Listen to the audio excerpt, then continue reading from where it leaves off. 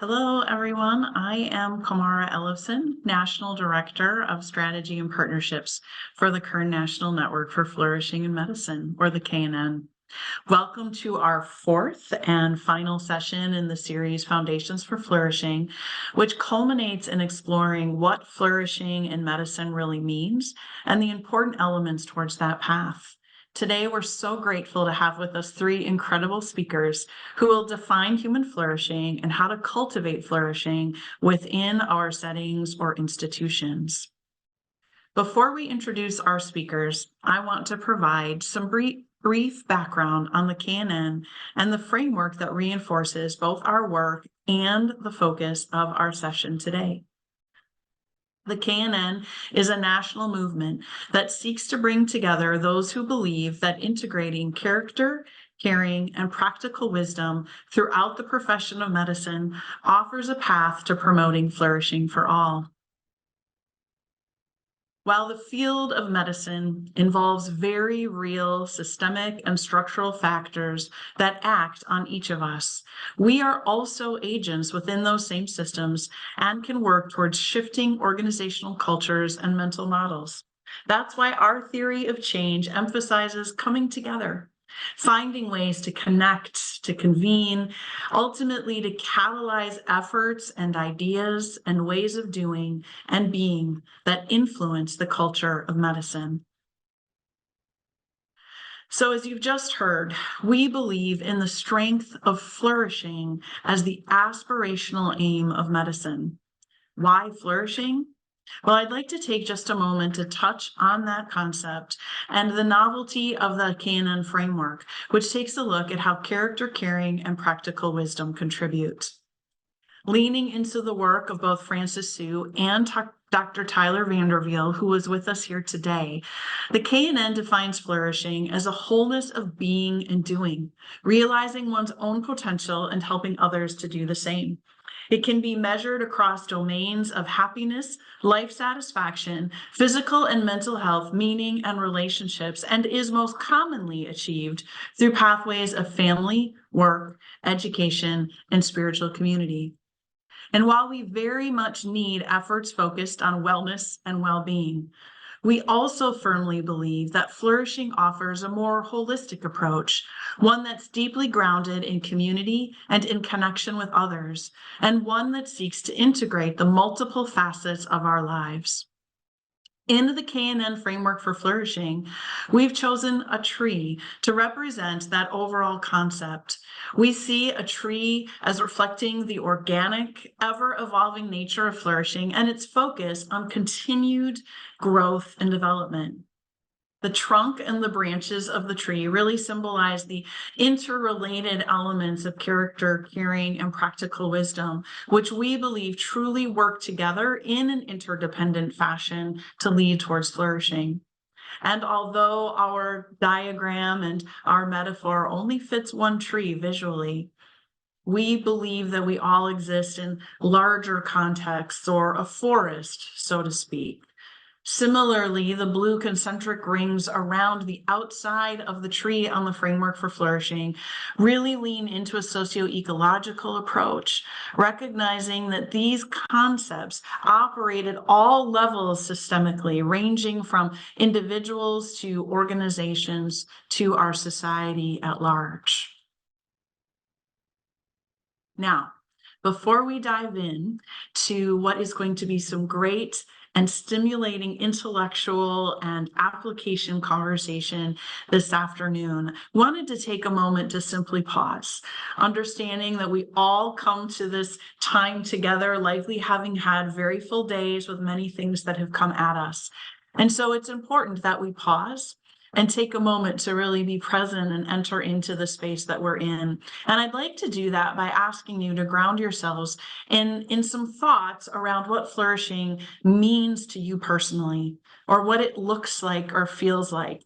And so I would invite you to think of a symbol or an artifact of flourishing, or perhaps maybe even look around the environment that you are in. It could be an object, an activity, but anything that symbolizes flourishing to you. Take a moment to think, to feel, to ground yourself in that place that moment, perhaps drawing to mind people. And please feel free to share that in the chat if you would like. I will start by letting you know that on my screensaver on my phone, every hour it rotates pictures, and it rotates through pictures of my nieces and nephews. I do not have any children of my own, but my nieces and nephews are light and life to me. And so seeing their beautiful faces through many stages of life grounds me again into why I believe leading with life and love and connection is so valuable, not only for my own flourishing, but for the next generation. So again, I would encourage you, whether it's right this moment or even throughout our time together today, if you have something that you'd like to share about your own flourishing, please do that. And I would be remiss if I didn't mention that as I look out the windows of my hotel room, I see palm trees and mountains, and there's something about nature and the diversity of the landscape that truly refreshes my soul. All right, love to see everything that is coming in the chat as well. There's something about just simply reading what helps others flourish that I think brings to mind flourishing for ourselves. So thank you so much for sharing that with us, and do please feel free to continue to interact with one another along that. It is the sense of community and humanity and being present in the space that I think helps to add. All right, so today we are honored to have 3 leaders with us who are going to discuss the elements needed to cultivate and integrate flourishing, those pieces that I went over at the very beginning in the introduction. We're hoping that today will not only be a theoretical overview, but also an opportunity for us to really think about how to operationalize and apply these items in our spheres of influence, our lives, our workplaces, throughout the profession of medicine and the larger healthcare ecosystem. And so I am thrilled to introduce our speakers. I will say that we decided at the beginning that we would go by first names, and so you'll notice that I will be referring to them in that fashion. So first we have Tyler VanderWeele. Tyler is the John Loeb and Frances Lehman Loeb Professor of Epidemiology and Director of the Human Flourishing Program at Harvard University, as well as the co-director of the Initiative of Health, Spirituality, and Religion. Matthew Lee, a professor of the social sciences and humanities at the Institute for Studies of Religion at Baylor University. He is also a research associate and founding director of the Flourishing Network at the Harvard Human Flourishing Program. And William Pearson, the discipline chair and associate professor of anatomy at the Edward Via College of Osteopathic Medicine at Auburn University. And I can't wait for you to learn from each of these amazing human beings. On behalf of the KNN, I want to thank you all, 3 of you, so much for being here with us today to share your perspectives. And in today's session, we'll first hear brief presentations from each speaker.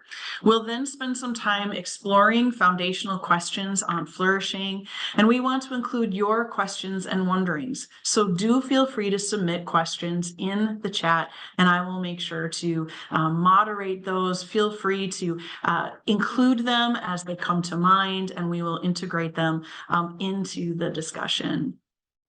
We've also intentionally decided, as I mentioned, to refer to one another by first name from here on out. So Matt, I am going to pass the baton over to you, and the floor is yours. Well, thank you so much for that kind introduction, and I'm delighted to be with you all today. I will do my best to limit myself to 10 minutes as I promised. I always like to start any kind of gathering with a one-word check-in. So just take a moment to notice what your current emotional experience is and try to name that in one word. What are you feeling in this moment? And put that in the chat box. And I'm not sure why that went forward. It's helpful to do this before. The idea is that, according to the neurosequential model, before we can reason together, we have to relate. And before we can relate, we have to regulate. We have to sort of check in with ourselves and get grounded. So if we're experiencing grief or something really heavy, then we have to check in. And then we can notice what other people are experiencing. And so I see motivated, hopeful, a few hopefuls here, inquisitive, curious, eager, cautious, grateful, satisfaction, more grateful, curiosity, grateful.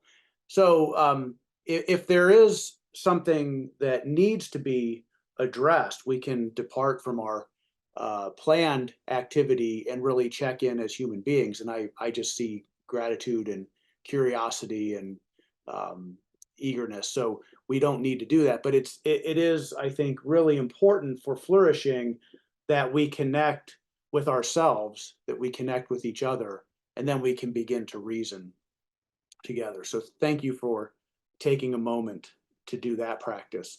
Another practice I like to do, I got from this fictionalized account of the life of Mr. Rogers, the children's television show host. The movie was A Beautiful Day in the Neighborhood, and you can see Fred Rogers here being played by Tom Hanks. And there's a rather disgruntled journalist complaining about his life in the world. And Fred stops him and says, "Would you take, along with me, 1 minute to think of all the people who have loved you into being? 1 minute, and I'll watch the time." So I'd like to invite us to take this minute together to remember someone who helped us to become a better self. And in the process, remember that we flourish because other people have loved us more fully into being. So call into your mind's eye the image of somebody who has played this role for you, a parent, a friend, a coach. And think for just a moment about what they have done for you specifically that has helped you become a better person, has helped you to flourish.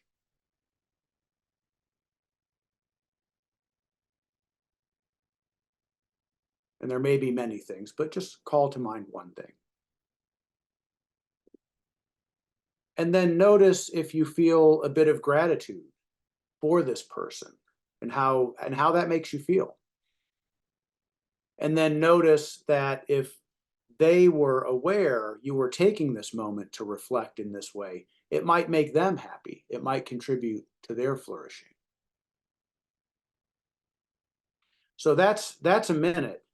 And when we think about the complexity of a topic like flourishing, it's easy to get lost in abstractions and large data sets, but also it comes down to this very human experience of loving each other more fully into being. And this is really the turning point in the movie.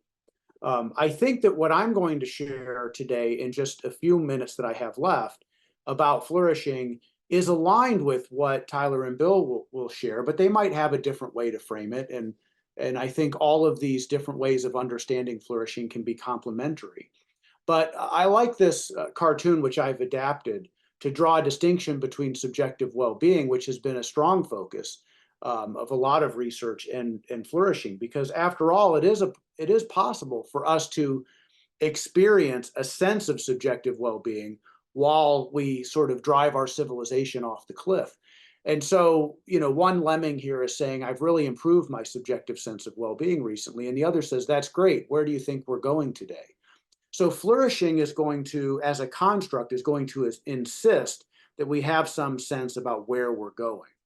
And so flourishing is not an add-on. It's really the ultimate end. It's a telos. And so if we look at this wonderful book, which Kimara has already referenced, Mathematics for Human Flourishing, we see that human flourishing in that book refers to a wholeness of being and doing, of realizing one's potential and helping others do the same, of acting with honor and treating others with dignity, and of living with integrity even in challenging circumstances. So it's a nice shorthand to say flourishing is wholeness amidst adversity. And that flourishing comes through the exercise of virtue. So it is possible to extract some level of subjective well-being at the expense of others or at the expense of our world. But we wouldn't say that that's flourishing because it's not virtuous. So flourishing is going to involve virtuous practice. But what does that mean? virtue refers to excellence of character that leads to excellence of conduct. This is all from Francis Sue's book. And he argues that the proper practice of mathematics cultivates virtues that help people flourish. The proper practice of anything should cultivate virtues that help people flourish. And the final chapter in the book is on love. And I don't remember any of my math teachers talking about love, and I don't often remember a manifestation of love in those classes. So I think it is helpful for us to realize that math classes can be a site of love and a site of cultivation of virtue or flourishing. And if math has that aim, why not all human endeavors? There are a great many ways to assess flourishing, and we have, as Kimara mentioned, a flourishing network. Everyone's invited to join our monthly Zooms and have these conversations. There's several resources that the Human Flourishing Program has made available, including the Flourishing app, where you can self-assess your own flourishing. And we've got an open access book on measuring well-being, interdisciplinary perspectives. We're forming a global community of practice. So the point is that we can understand flourishing as a set of outcomes in certain domains, or we can understand it as an ongoing dialogue and journey together in a community that is growing. And it often sits side by side with a recognition that there are crises in the world. And so this is the point of one of our edited volumes. And then the Global Flourishing Study is right now using the flourishing survey items to be able to understand flourishing in 22 countries around the world. So you're all welcome to join in this work. We've also promoted a set of global flourishing goals that we argue policymakers should adopt to enable the pursuit by individuals and communities of at least 5 sets of goals, which might be called the global flourishing goals: life satisfaction, holistic health and well-being, fulfilling social relationships, meaning and purpose, and contributing to the flourishing of all life forms, including plants and animals. So flourishing then describes the dynamic state of progress towards these 5 set of goals and the capacity to sustainably regenerate the means to achieve these goals. I'm going to skip through some of these because Tyler will talk about them in his talk, but here's just a few examples of individual level flourishing survey items covering meaning and character and relationships and financial material stability. And then at the group level, we can look at the vision of the leadership, whether people in the community trust one another, and whether the community, however defined, contributes to the world to make it a better place. This could be a healthcare system, it could be a medical school, it could be a neighborhood, it could be a country. So however community is defined, we can begin to ask these questions and track the progress over time. So flourishing then involves integrating individual, organizational, communal, planetary, and for many people, spiritual dimensions of life-affirming forms of well-being in ways that promote well-doing. And we see in our world a lot of disparity and a lot of difference. And yet, when we ask this question, on which side of the fence do we find the highest levels of flourishing, we might be surprised that on some domains, it's not the materially wealthy side of the fence where we will find the highest levels of flourishing. So we can ask different questions, like where are people most alienated from self, others, nature, and the sacred? Or when do people feel fully alive and empowered to care for each other? Or when do they feel like lifeless bodies in a system? This last quote is from a student speaking to her school board at a very affluent public school district that was experiencing a very high level of youthful suicide. And so you can have all sorts of access to resources, but feel like you're not flourishing, feel like you're just a lifeless body in a system. And so every system, in just the last couple minutes I have, it is said, and this is attributed to someone, but it's attributed to several people, so who knows who said it first, but every system is perfectly designed to get the results that it gets. And so the Gallup polling firm has found that engagement, for example, declines as students move through from elementary school into middle school and into high school. So almost 8 out of 10 in elementary school are engaged, and it drops to 6 out of 10 in middle school and 4 out of 10 in high school. And where does it go from there? The lowest group is the teachers. And so why is that? Well, we need to experience love, but we get just as wounded, says Lundy Bancroft in his book, Joyous Recovery, from not having the opportunity to give the love that we feel in our hearts, to have that love valued and treasured, and to see our love make a difference. So when we think about the workplace, are we able to see our love make a difference?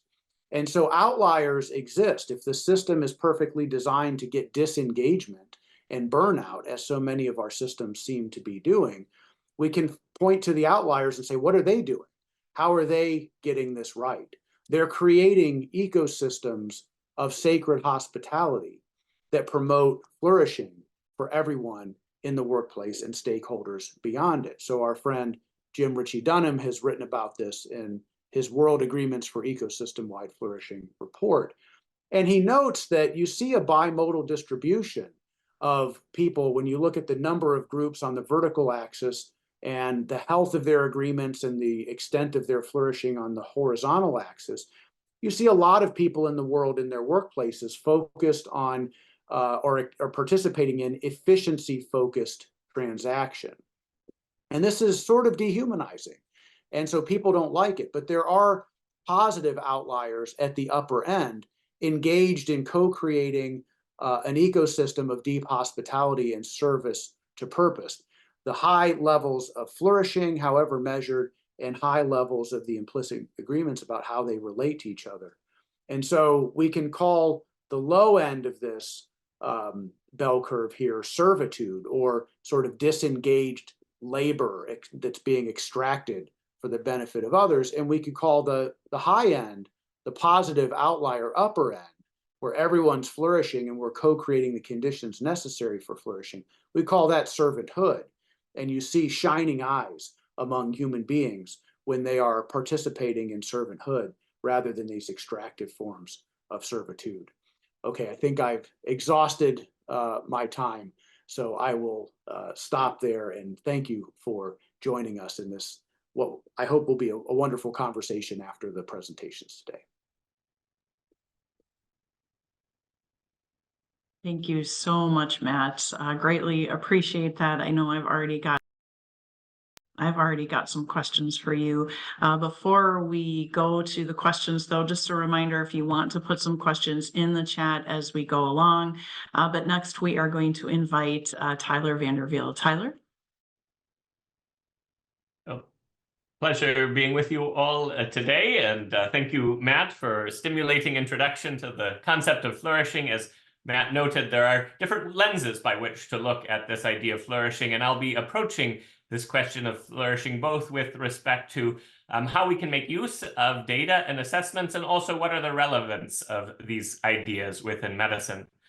And so I'll talk a little bit about the concept of flourishing, our assessments. I'll go through some of the clinical implications and data examples, and offer some final reflections. More on the framework, which I will be presenting on flourishing today, can be found in this 2017 paper in the Proceedings of the National Academy of Sciences. Some of the remarks on medicine appear in the short viewpoint in JAMA. And then I will turn towards the end to try to put forward a proposal with regard to the scope of flourishing that's appropriate within medicine that was just recently published in the Journal of Epidemiology and Community Health, and more work on the Human Flourishing Program itself can be found on our website.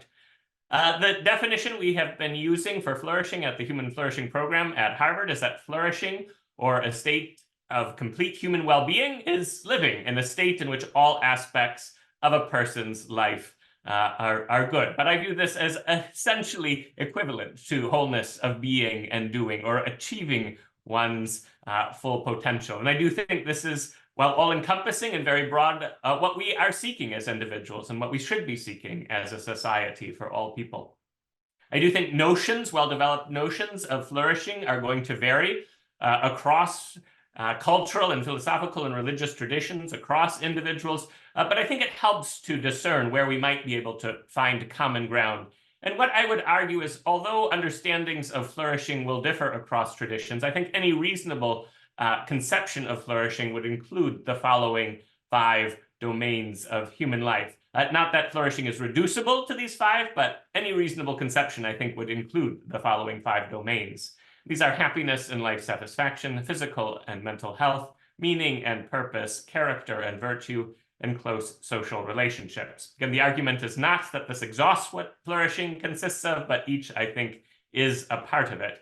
And each of these domains also satisfy the following 2 criteria. Each is nearly universally desired, and we have some empirical data on this now, and each as an end in and of itself. It's sought for its own sake. It's not merely a means to some other ends. And I think these 2 criteria of being an end and being nearly universally desired might help shape some consensus around what to measure. So as a crude measure of flourishing that Matt had alluded to, we've taken 2 questions in each of these 5 domains, drawn principally from the existing well-being literature, questions that have are fairly widespread in use and have received at least some degree of empirical validation. So the assessment questions are as follows. In the first domain, happiness and life satisfaction. First, how satisfied are you with life as a whole these days? Self-reported from 0, completely unsatisfied, to 10, completely satisfied. And this is perhaps the most widely used question in the well-being literature. It's been used in the UK's annual survey, by the OECD, by Gallup. It's in this year's National Health Interview survey. And then we supplement that with something more about one's feelings. In general, how happy or unhappy do you usually feel? From 0, extremely unhappy, to 10, extremely happy. The second domain, physical and mental health. These are just standard self-reported health questions from the US General Social Survey and the World Health Organization's mental health survey. In general, how would you rate your physical health? How would you rate your overall mental health? And scored 0 to 10. The third domain, meaning and purpose. First, overall, to what extent do you feel the things you do in your life are worthwhile? From 0, not at all worthwhile, to 10, completely worthwhile. This is also a very widely used question. Again, UK's annual survey, OECD, many cohort studies around the world. And then we supplement that with a second item that is more cognitive in nature. I understand my purpose in life. Self-scored from 0, completely disagree, to 10, completely agree. The fourth domain, character and virtue. I always act to promote good in all circumstances, even in difficult and challenging situations. From 0, not at all true of me, to 10, completely true of me. And then second, I'm always able to give up some happiness now for a greater happiness later. The fifth domain, close social relationships. These 2 items were taken from the UK's Campaign to End Loneliness survey of short social connectedness assessments. First, I'm content with my friendships and relationships, 0 to 10, trying to get, in some sense, at the quantity of those relationships. And then my relationships are as satisfying as I would like them to be, trying to get at the quality of those relationships. We typically report on each of these domains separately, because as you'll see shortly, dynamics can be quite different across the domain. Sometimes we'll average the scores of all 10 items, but really this should be understood as nothing more than a composite of those 5 more meaningful domains. We generally also supplement these 10 questions with 2 others on financial and material stability as important means to sustain those other ends. Questions drawn from the financial well-being literature. So how often do you worry about being able to meet normal monthly living expenses? 0, worry all the time, to 10, do not worry at all. How often do you worry about safety, food, or housing? And sometimes we'll average all 12 questions for a more secure assessment of flourishing, perhaps less satisfactory conceptually because financial resources are means, not ends, but arguably more satisfactory in practice, and so far as indicating flourishing over a longer period of time. I won't bore you with the details of the psychometric properties of this measure, but it performs fairly well across different cultural contexts. We've collected data on several million individuals at this point using this flourishing assessment, and we've used it for various research purposes to try to uncover the distribution and determinants of disease. But I think it can be helpful descriptively, even for a community or for an individual, to understand what's going well, what's not, who needs help, in what ways, how are things changing over time. And so to illustrate that, I'm going to be presenting data here that's roughly nationally representative of the US population, both prior to the WHO declaration of the COVID-19 pandemic in January 2020, and then 6 months later in June of 2020, in the midst of the pandemic. Prior to the declaration of the pandemic, the average score in the US in most of these domains was about 7 out of 10. with the exception of financial and material stability, about a point lower. Unsurprisingly, flourishing went down during the pandemic, but interestingly, the domains were affected in different ways. Happiness and life satisfaction fell quite considerably, 0.7 of a point, as did physical and mental health. A large fall for financial and material stability. And June of 2020 was the peak of unemployment in the United States. But interestingly, some of the other domains did not change as much. Meaning and purpose fell a little bit, but not as much as those others. The character assessments were pretty much level. And somewhat surprisingly, the close social relationships domain went down a little bit, but not all that much. This was corroborated by other evidence that suggested that loneliness went up somewhat during the pandemic, but not as much as might have been anticipated.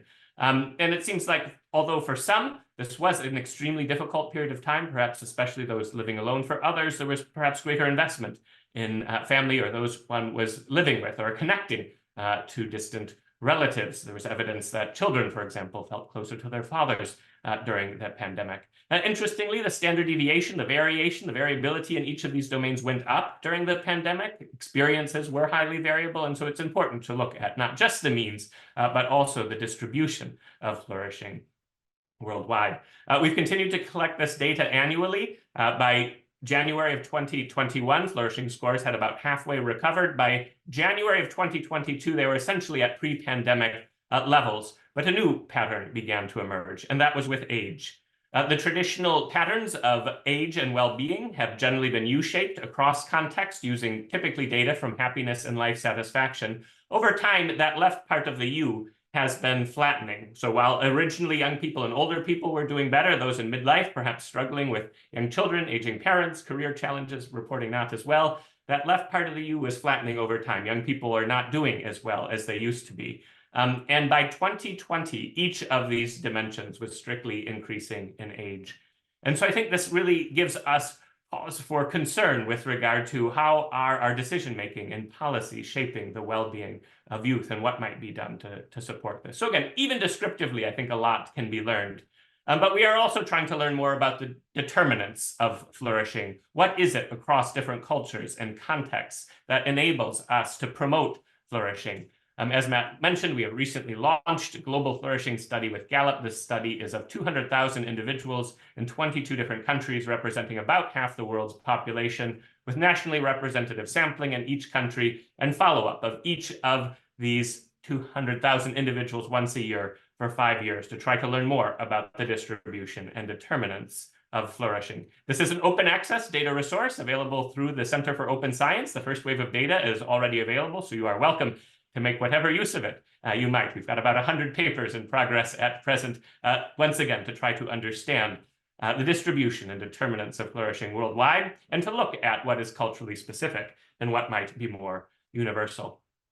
I do now want to briefly transition to offer a few remarks on how this concept of flourishing may be relevant within medicine. And I don't necessarily think these sorts of assessments should be part of every annual physical exam, but I do think it is the case that for major treatment decisions, these considerations may be relevant, perhaps especially when various aspects of flourishing might come into conflict with physical health.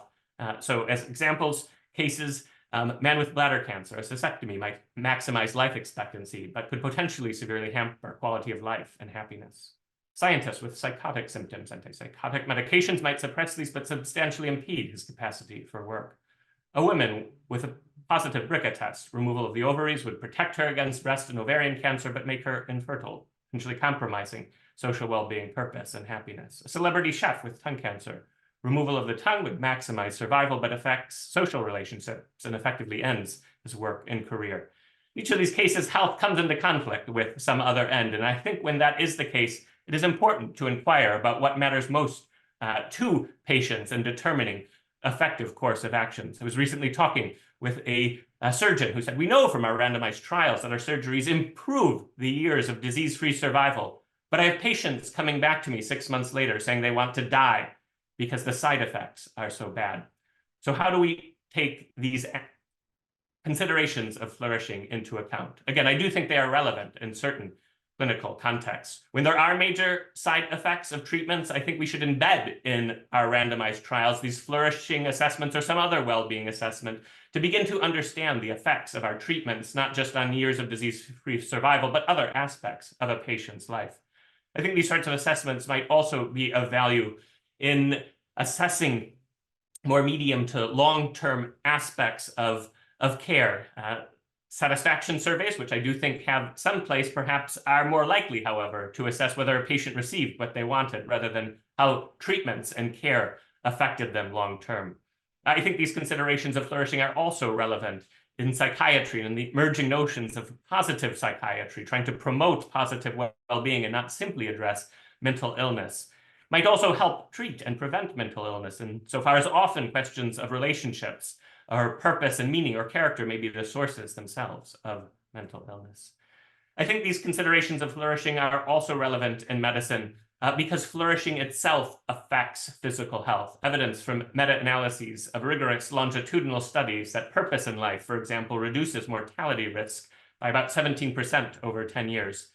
Reductions also smaller but meaningful concerning life satisfaction and reduced mortality risk. Loneliness and social isolation, in contrast, look to increase mortality risk by about 30%. So these are relevant considerations in medicine because flourishing affects physical health.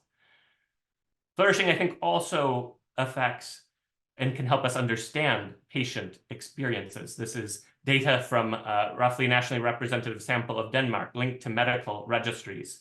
Flourishing scores on the whole in Denmark, this is that first column, are somewhat higher than in the United States, and Denmark often does quite well on well-being surveys. Interestingly, the flourishing scores for cancer patients are a bit lower, but not as much as one might have imagined, certainly on physical and mental health, but in fact higher on close social relationships. It seems that the cancer itself may allow for the community to offer support, a deepening of those relationships. Similar patterns with cardiac arrest patients, but interesting not with COPD patients. Flourishing scores across the board, including close social relationships, are much lower. Experience of isolation dealing with COPD may be challenging. And I think these sorts of analyses can help us understand what sorts of supports patients need. I think these flourishing assessments can also help us understand clinician experience. This is data from a sample of medical residents at Johns Hopkins, internal medicine and psychiatry residents. Their overall flourishing scores are fairly similar to what we see in the United States as a whole, quite a bit higher in purpose, for example, and in relationships. But strikingly, the domains they do the poorest in are physical and mental health. So what are we to make of the fact that we are trying to train and shape and educate clinicians, but it's physical and mental health that they are themselves struggling most with? So again, I think these considerations of flourishing may be relevant in addressing issues of clinician burnout. Burnout rates do vary quite considerably across settings, and I think attention to other aspects of the clinician's life may allow for greater flourishing and less burnout. There's evidence that finding meaning, have a sense of control or optimism may themselves be protective factors against burnout. So what is the role of the clinician in supporting flourishing? I don't think the clinician is responsible for all aspects of a person's flourishing. I don't think the role is to optimize all aspects. I don't think the clinician is interchangeable with a priest or a life coach or a marital counselor. May occasionally inhabit these sorts of roles, but that is not their principal calling. On the other hand, I think a focus on physical health is simply too narrow because decisions about the health of the body affect the wholeness, the health of the person, affect human flourishing. And so what I would propose as the scope of flourishing in medicine is that the role of the clinician is to promote the health of the body and those aspects of flourishing that are affected by decisions concerning the health of the body. And I'd be happy to come back to this proposal and to hear your critiques or alternatives in our Q&A and discussion period as well. And that paper in the Journal of Epidemiology and Community Health also has analogous proposals for psychiatry and for public health and public policy. So what might be done in light of these considerations? Well, I think we can use flourishing assessments for clinicians to try to understand and support their experience and to help structure healthcare organizations, at least in part, around clinician flourishing and not simply efficiency and cost. I think we can use these flourishing assessments in valuable ways in settings of patients with serious illness and settings within psychiatry.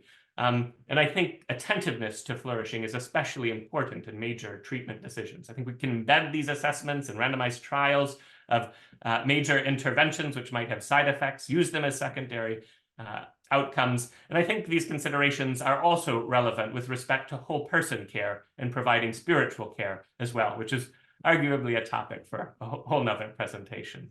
So in conclusion, I do think these concepts of flourishing matter in medicine. I think what we measure shapes what we discuss. And I think neglecting discussions around flourishing and assessments around flourishing narrows our decision-making to simply considerations of physical health and financial status. So I think it would be good to take into account these considerations of flourishing in medicine, because patients care about many aspects of life, not just physical health. Because many major treatment decisions involve trade-offs across different domains that may be in conflict with bodily health. Because psychological well-being affects physical health. I think these notions of flourishing are important because it implies whole person care.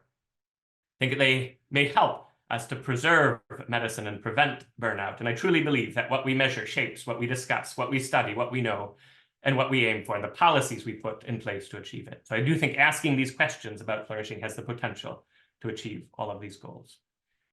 Thank you all, and I look forward to further conversation. Thank you so much, Tyler. Next, I'd like to invite Bill Pearson to finish the presentation portion of our time together. Well, thank you so much. It's a delight to be with you all, and I owe a lot to Tyler and Matt. Thank you both for the space that you've made and the work that you've done in metrics and language and constructs that have helped me lean into some things I'm really passionate about as a medical educator, and so grateful for K&N and their support and just the space that they're making for these conversations. So when I talk about flourishing, this is often the response that I get from my colleagues. I get a meme like this from my anatomy colleague that this is what flourishing is. And, can we build enough wellness spas around campus to take care of all of our students? And then there's also concerns about the demand and the rightful demand by our trainees that have been in servitude for work-life balance and that kind of thing, but there are concerns about, can we actually train physicians anymore, because adversity is a part of that training. And so a few things I'd like to do in these next minutes is one, think about wellness and flourishing, which has been touched on. And then what do we do with that? If flourishing is really important, is this a student affairs issue? Is this a curricular issue? How do we approach that? And then I'd like to just briefly propose a strategy for flourishing in an overburdened system. And so you may have seen this paper by Schanefeld, who talks about this era of distress.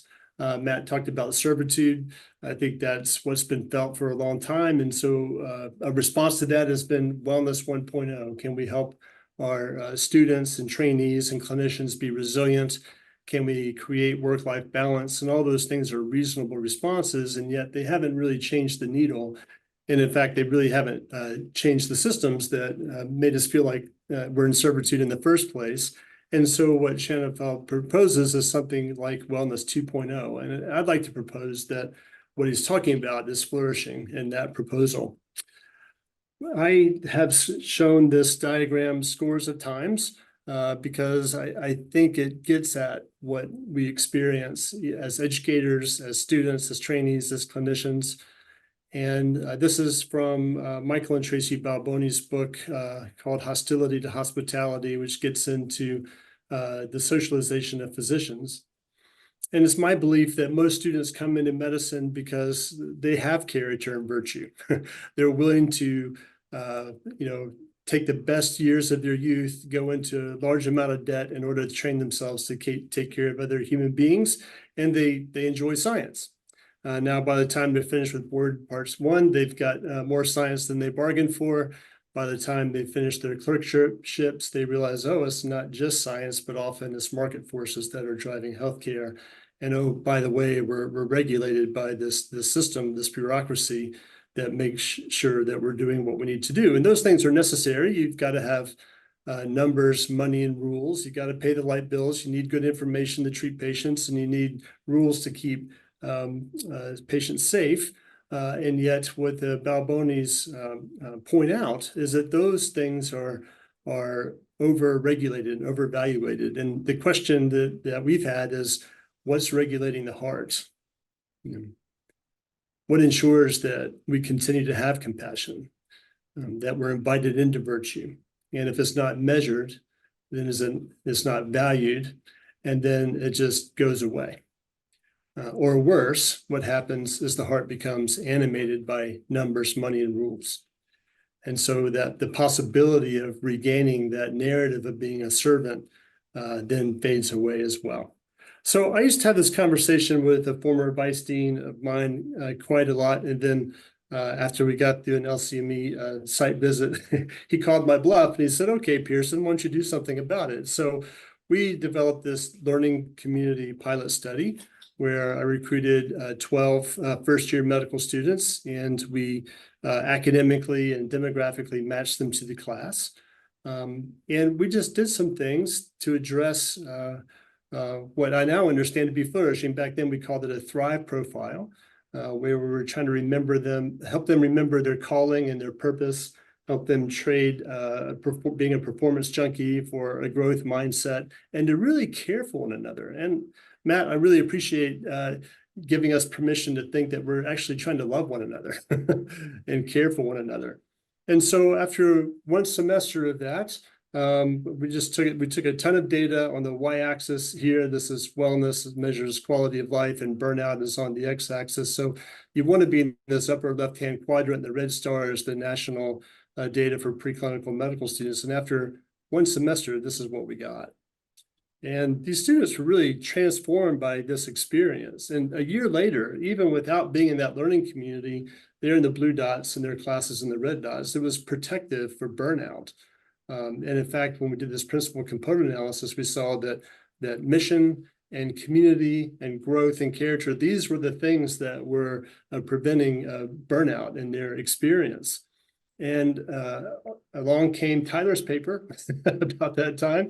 And this is straight from his paper. And I just circled this. Well, what we are seeing here is these domains of meaning and purpose, of character and virtue, of close social relationship. These things that fall off in their medical education experience were just awakened, and they were flourishing as human beings in a new kind of way.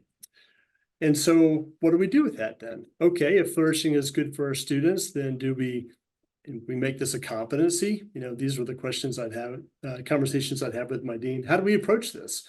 And I think the problem with, just making it a new competency is then it puts the burden back on the individual to flourish, number one, but then it just becomes a part of the machine, right? So we could put it in, where would we put it? Would we put it in professionalism? Would we put it in practice-based learning, or even medical knowledge, as Tyler suggests? Maybe it's important to that. I think the issue with that is it's not really paying attention to what's happening to our students. We can propose all these things in the curriculum, which would be nice, because usually wellness kind of lives in the student affairs side of things. But the students, of course, are, and that would help them grow to this, beautiful tree. But the students, of course, are really focused often on medical knowledge or whatever's of value in their culture. And so whatever you put in the curriculum, is not going to help if they're focused on something else. And when we think about competencies, we're measuring outcomes. And I got this diagram from Matt, which was tremendously helpful for me, is, our outcomes, what's below the waterline, are things like our practices, how we think and feel and act in keeping with an identity that is developed within some kind of training environment that embodies some kind of narrative. And that's what formation is. And so if we want to change the outcomes on formation, it can't be by assigning a new competency to the students and telling them to flourish all of a sudden. We have to really think about what are the narratives that are operating in these educational environments, and how are they being socialized in these environments, and what are the practices that they're engaged in that's either forming them into healthy, flourishing future physicians or distorting them as future physicians. And so when I think about flourishing, and I think about the Cannon framework, I really think we have to think about formation. To get to flourishing, we need to be thinking about our training environments and the narratives embodied in those training environments. And in my mind, that's the roots and the rings of the tree. The roots are the narrative, the thing that makes a person a person, and that's interacting with the rings or the environment. So roots and soil are interacting together, and that's giving rise to some kind of practices. And are they healthy practices that help people flourish in character and caring and in practical wisdom? Or are they, training our students to be, virtuous, technically virtuous? They can do their job, but they're not caring for their fellow human being as much as maybe they wanted to. And so I think that healthy roots and rings grow flourishing branches and leaves. And so we've been attempting this at VCOM Auburn for a couple of years now. We're taking some data. I love this graph that shows that the more our students flourish, the less burned out they are. So there's a nice relationship there. And then to really think about flourishing, we need to think about not only the individual, but also the community. And so there's this pretty good relationship between systems level flourishing as measured by community subjective well-being, also some of Tyler's work, and the flourishing metric itself. And so as we thought about, well, how do we do this then? I mean, how do we take the systems that we have? Because most of us as educators aren't, we're not the dean. We can't come in and demand, some kind of overhaul of the curriculum or whatever else. But so what do? Do we put out a resume? Do we, what do we try to do? Well, I came across this developmental change model advanced by a guy named Patton. And it's really about how do we co-create flourishing environments. And so his model was just very simple. And we've been working with this for the last couple of years and having some pretty good success with it. And that is the first thing we do is we engage our stakeholders with the narrative, talk about the Cannon framework. And what narrative do they see operating in our environments? What narrative could we operate out of? And then how do we think about our environment? How could we repurpose what's there for human flourishing? So I don't have to take anything to the curriculum committee. I don't have to get a new line item from the dean. We can just talk about what's already there that we can repurpose and promote human flourishing. And to do that, what perspectives and practices would we need to cultivate? And then how would we evaluate that? And so we've done that in our anatomy course at VCOM. We did it with our student advising. We're trying some things with our third-year clerkships. The dean has started a human flourishing task force. And so the whole idea is if we can do this developmental change model, which is iterative, adaptive, and scalable, and we continue to do that faithfully, that in time, we'll see this evolving solution towards human flourishing in our medical education ecosystems. So here's just a little bit more of the outline of what that developmental model looks like and how we work with it and how it maps onto the framework. But I think I'll stop there and I look forward to the dialogue.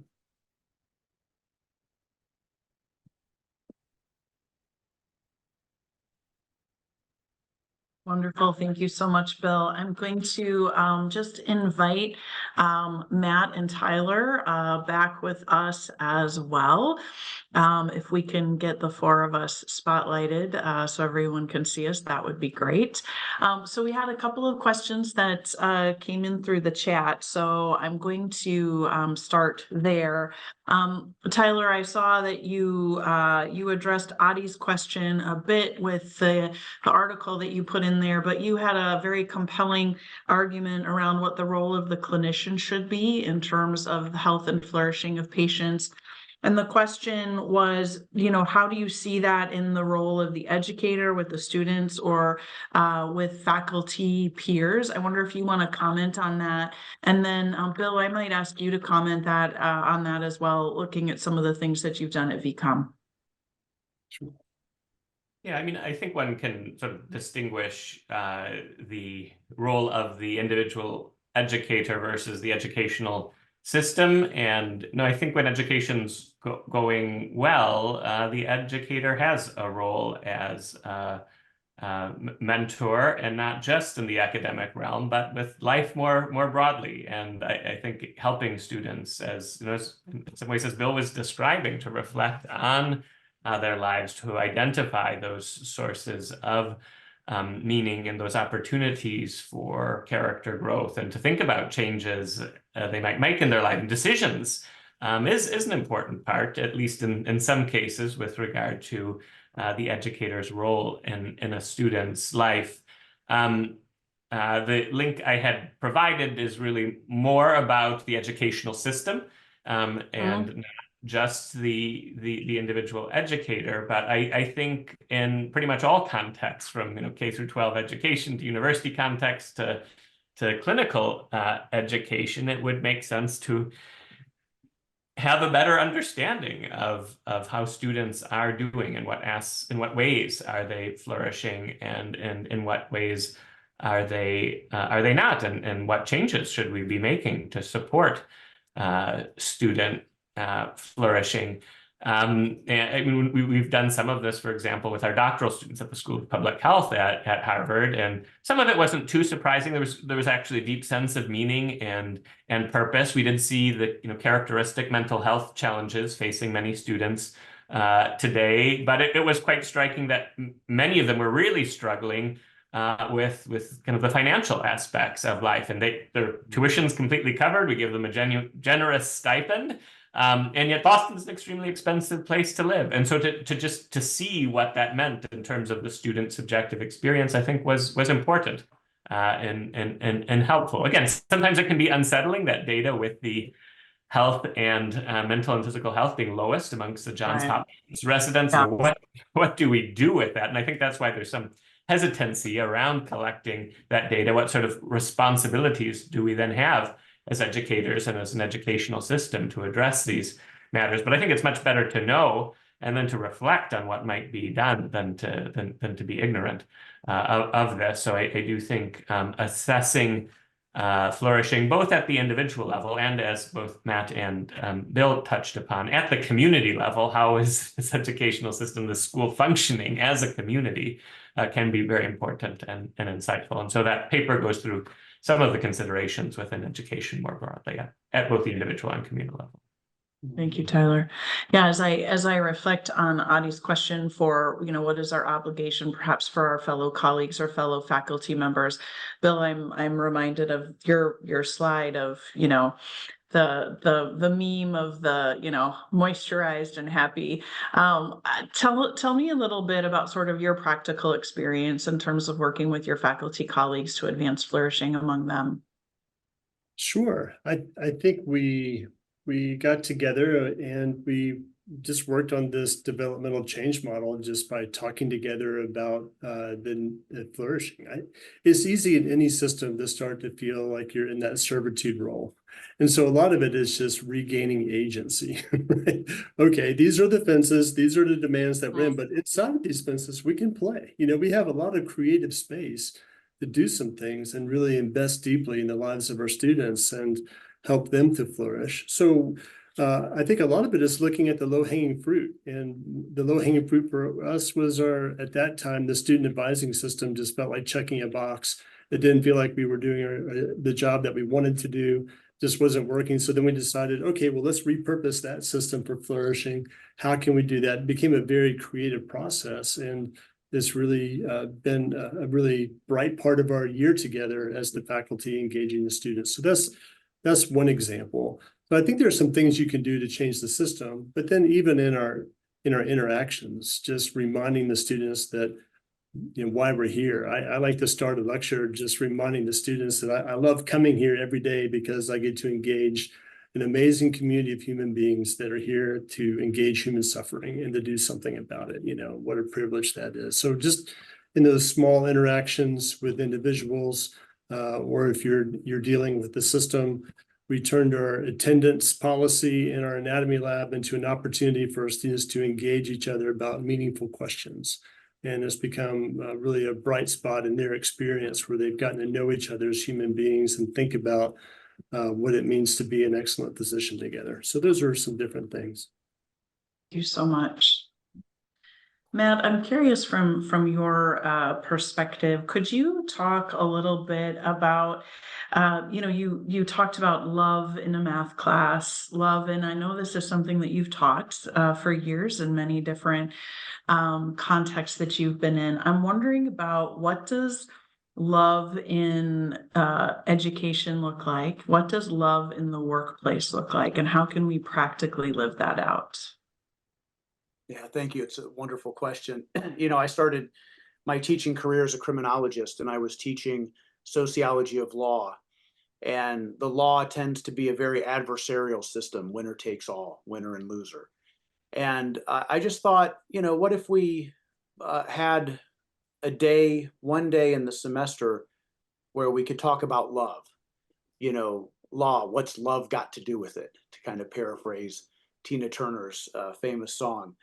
And so we talked about restorative justice, and we talked about transcending this kind of zero sum game that was otherwise being played. And the students liked it, and I liked it. So the next semester, I offered a full week instead of just one day, and then that turned into 2 weeks.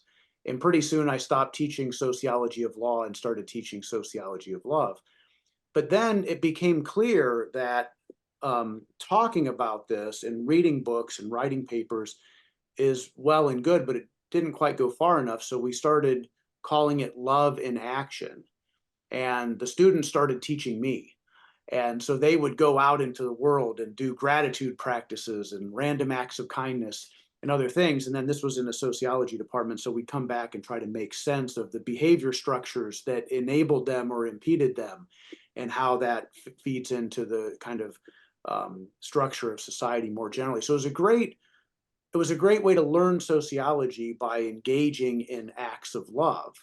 And there was all sorts of wisdom coming out of it. And one lesson that I learned very clearly, and I think a lot of people have learned this in the workplace, is the power of listening. And so in a lot of my classes, I think I was sort of disengaged, as we saw in that Gallup, school cliff. You just fall off the cliff the farther you go, because there's a kind of discourse that's a monologue. And so I was sharing, and the students were receiving, but over time it became more of a dialogue, and then there was silence. And that was sort of transformative, like abiding in a moment of silence and sensing that that's sometimes the work that's the most difficult. How do we just listen to each other? How do we even sit in silence when there's something that we want to try to fix, but we don't have a fix? So how do we just allow that to be, and to abide in love, and to hold space for that to do its work? So I think that a lot of workplaces have found that that attention to building skills around listening, active listening, really opens up a lot of creativity, a lot of innovation, a lot of kind of appreciative inquiry, to use that process that some organizations have used very effectively. We start to listen not only to the problems, but listen to what's good, what's really inspiring, what's giving us a deeper sense of meaning and purpose. And then, to abide contemplatively in silence when appropriate. Oh, I think you're muted. Thank you. Thank you, Matt. That's really powerful to think about. I'm thinking about the Canaan's work and bridging across differences and creating communities of practice, and so many of the issues that are going on both in our nation and across the world. And one wonders about the power of listening and love and actively being present to understand one's perspectives and where that could take us, and to abide in those moments of even disagreement or lack of understanding, but to move towards that. Which then maybe leads somewhat into the question that Joelle just put into the chat, which is, and I'll open this up to any of you that wanted to take a start at this, but it's that sense of what do we do when we understand that right now in academic medicine, it's not all of the places and moments are safe. Bill Joel quotes you as we've heard you say so many times, these aspects of counter flourishing. What does it look like to advise students as they're experiencing perhaps not just an absence of flourishing, but perhaps something that actively sort of arrests or interrupts flourishing? Bill, do you want to start us out on that? Sure. I've been thinking about different vectors of flourishing, how agency was really influenced by Fabrice, who's on the call, and then also Jim Woodruff, and this whole thing. How do we grow virtue through agency? So counter flourishing spaces are low virtue, but also low trust and low impact spaces. And as we grow in agency and virtue, and also in community and trust, and also impact and higher engagement, it creates flourishing spaces. And I think a big thing is just helping the students understand what's going on because they don't know. And so if they're on a rotation and they're in a counter flourishing space, helping them understand why that's there is empowering. Otherwise, they're going to think, well, this is the status quo, and I need to learn how to just come along and play this game, right? But it doesn't have to be like that. And then how can they think about within the fences that they're operating within to develop their own sense of agency and virtue, and to tell the truth, and to grow in trust, and to try to have an impact on their patients, even when that's not really the focus of the team, perhaps. So that's one thing. It's just helping students assess and diagnose kind of their own spaces, and then to be a leader. And they're going to need to be doing that for the rest of their lives as physicians. Thank you. Matt, Matt or Tyler, anything you wanted to add to that? Yeah, it's a wonderful question. And, I would just point back to those positive outliers. They're existing in organizations where the sky is falling, and outside of the organization, the sky is falling. And yet somehow they've created this ecosystem of sacred hospitality through their healthy agreements with how they relate to themselves and how they relate to each other, how they invite each other to show up fully amidst that great adversity. And I remember working with a behavioral health services organization some years ago, and the state had changed the funding formula. And a lot of the counselors were going to not be able to do what they'd done for 20 years. And the model was just shifting, and everybody was in panic mode. And we were doing focus groups and going around to the different departments. And we came to this one department, and they're just laughing and having a good time. And we said, what's wrong with you? Are you crazy? Like, what has happened here? And they said, well, this is terrible, but, we'll get through it. We've always supported each other. We've always gotten through it. So we're going to love ourselves through this. And it's the same environment and the same adversity, but they responded to it very differently because they were safe. They knew they were safe. They were the highest performing unit. Why were they so high performing? Because they cared about each other. Peter Senge wrote years ago about Hewlett Packard, the printer company, and the networks of loving relations that sustained the technological innovation in that company when it was in a very rocky place. And when you're safe, you don't feel like somebody's going to steal your idea or make you feel foolish or shame. You just feel like you can share freely. And so this group could share freely. And I just thought, I don't want to go back to my university where the sky was falling as our enrollment declined from 30,000 to 14,000 in like 6 years. I want to stay here with these folks because they have figured out how to find wholeness amidst adversity. Thank you, Matt. That's a powerful example. Tyler, go ahead, Tyler, please. I was just going to say, I think Joel's question also touches upon the relationship between flourishing and suffering. In some sense, it's if one is truly trying to serve those in need, especially in difficult circumstances, that will often entail suffering on one's own part. And so how do we make sense of the relationship between flourishing and suffering? And sometimes they're presented as being opposites, as being antonyms. And I don't think that's the right way to think about it. I do think suffering always entails some lack of flourishing, the absence of something that's good, but that suffering can can also sometimes be a source of subsequent flourishing, of growth, of growth in character, of deepening of relationships, of clarifying one's purpose.